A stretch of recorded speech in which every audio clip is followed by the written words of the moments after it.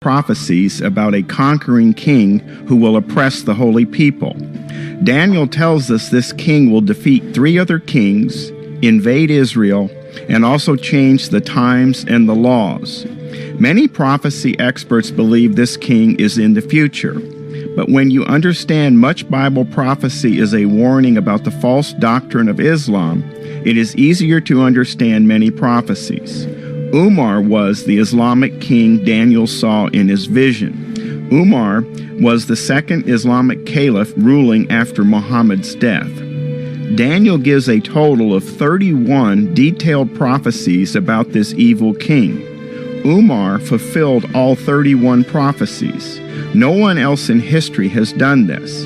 The first caliph to rise to power after the false prophet Muhammad died in 632 was Abu Bakr.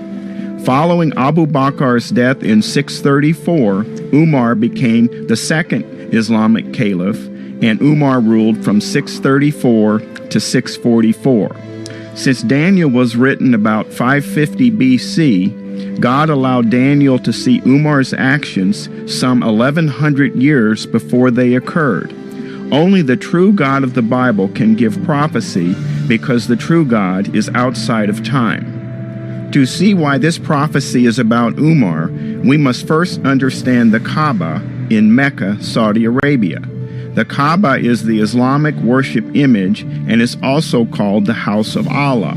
This is the image of the beast to worship a false god that the true God warns us about 8 times in the book of Revelation. All Islamic prayer must be to the Kaaba. Prayer to a false god brings severe wrath from the true God, and the smoke of their torment will rise forever and ever. There will be no rest day or night for those who worship the beast and its image, or for anyone who receives the mark of its name. The Kaaba is the house of Allah. This is the wicked house that the prophet Zechariah saw in prophecy long before the Kaaba was built by Muhammad in Babylon. After the house was built, a basket of wickedness was placed in it. I asked, "What is it?" He replied, "It is a basket." And he added, "This is the sin of the people throughout the land." "Where are they taking the basket?" I asked the angel who was speaking to me. He replied, "To the country of Babylon to build a house for it. When the house is ready, the basket will be set there in its place." Before Muhammad, the Kaaba was a shrine where people worshiped many gods. This is called polytheism. Umar was a polytheist, as was his tribe, father, and grandfather before him. Umar was very upset when in 610, Muhammad found a new fortress god called Allah, and Muhammad spoke against polytheism. In 616, Umar traveled to Ethiopia to kill Muhammad in order to defend Umar's tribe. But instead of killing Muhammad, Umar converted to Islam and began to worship the new god Allah. Umar's sudden changing from the multiple gods of his ancestors to the new fortress god of Muhammad lets us understand the first part of Daniel's prophecy. He will show no regard for the gods of his ancestors or for the one desired by women, nor will he regard any god, but will exalt himself above them all. Instead of them, he will honor a god of fortresses. A god unknown to his ancestors he will honor with gold and silver, with precious stones, and costly gifts. This king cannot have ancestors that were Jews, Muslims, or Christians, since all 3 of these groups worship a single god. Only Umar, suddenly changing from multiple gods to a new single god, fits this prophecy. Umar honored Allah. Umar's commander was named Khalid. It was under Khalid's military leadership that Arabia, for the first time in history, was united under a single political entity, the Caliphate. But in 638, after the conquest of Syria, Umar dismissed Khalid because of his ever-growing fame and influence. Umar was quoted as doing this because he wanted the people to know that victory came from Allah, not the general. Thus, Umar made sure Allah was honored in the military victories and not a general. You have achieved what no man did ever before, but verily it was only through Allah's help. Daniel also tells us this king will say unheard of things against the true God. He will exalt and magnify himself above every god and will say unheard of things against the God of gods. Umar said, Jesus is a slave of Allah. He will attack the mightiest fortresses with the help of a foreign god and will greatly honor those who acknowledge him. He will make them rulers over many people and will distribute the land at a price. Umar greatly honored those who acknowledged him. In order to minimize the chances of corruption, Umar made it a point to pay very high salaries to his staff. Provincial governors and army commanders received salaries many times higher than normal. This was unheard of at the time. Umar distributed the land for a price. Unlike those before him, Umar decided the conquered lands would be the property of the Islamic State and not that of the conquering army. The conquered people would have the land distributed to them and would not be refugees. The lands were left in the possession of their former occupants and charged prices by the Islamic State according to the type of crops. He will extend his power over many countries. Egypt will not escape. He will gain control of the treasures of gold and silver and all the riches of Egypt, with the Libyans and Cushites, or people from the Upper Nile region, in submission. Umar defeated many countries and defeated Egypt. Umar brought Islam to Egypt and oppressed the Coptic Christians there. Umar took booty and taxed Egypt. Umar conquered North Africa. At the time of the end, the king of the south will engage him in battle, and the king of the north will storm out against him with chariots and cavalry and a great fleet of ships. He will invade many countries and sweep through them like a flood.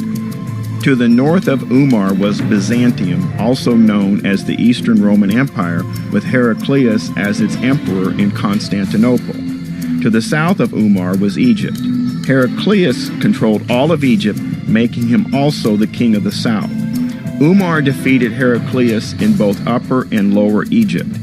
Umar also defeated the northern army of Heraclius. But reports from the east and the north will alarm him, and he will set out in a great rage to destroy and annihilate many. To the east of Umar was the Sassanid Empire in Persia. Umar's fast defeat of Persia in a series of well-coordinated, multi-pronged attacks became his greatest triumph, contributing to his reputation as a great military and political strategist. The 10 horns are 10 kings who will come from this kingdom. After them, another king will arise, different from the earlier ones. He will subdue 3 kings. Umar indeed subdued 3 kings. Umar's conquests included Heraclius of the Byzantine Eastern Roman Empire, Yazdegerd III of the Sassanid Persian Empire, and the Sistan king of what today is Afghanistan. He will speak against the Most High and oppress his holy people and try to change the set times and the laws.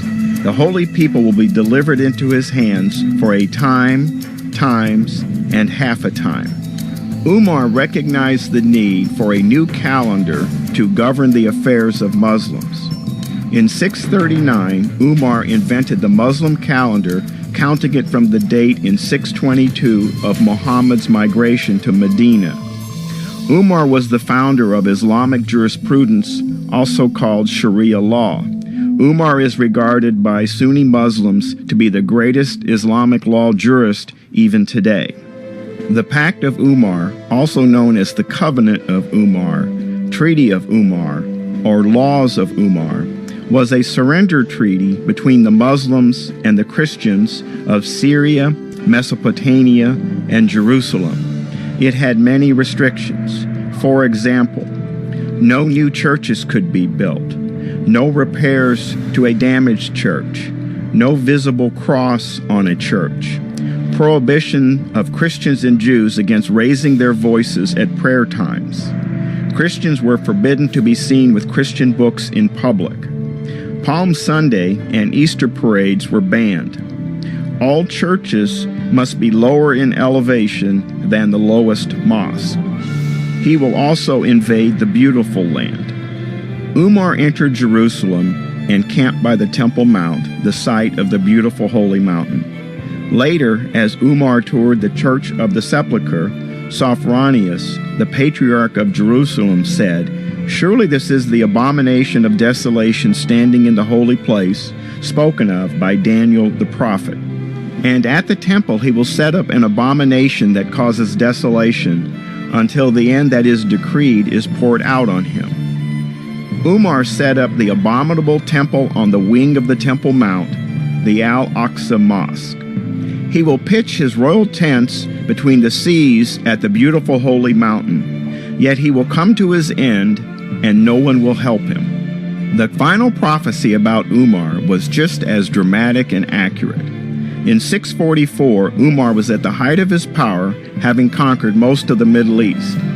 He had a very large army, along with many bodyguards, and traveled to Medina. Umar led the prayers at the front of the mosque in Medina. Everyone was watching Umar. While praying to Allah, Umar was attacked by his Persian slave, and not a single person rose to help him and stop the attack. Umar was stabbed 6 times, and yet no one stopped the attacker. Islamic tradition says the worshippers were too horrified to do anything. All they could do was watch. Umar died 2 days later, just as Daniel foretold. Umar fulfilled all 31 prophecies of Daniel. No one else in history has done this.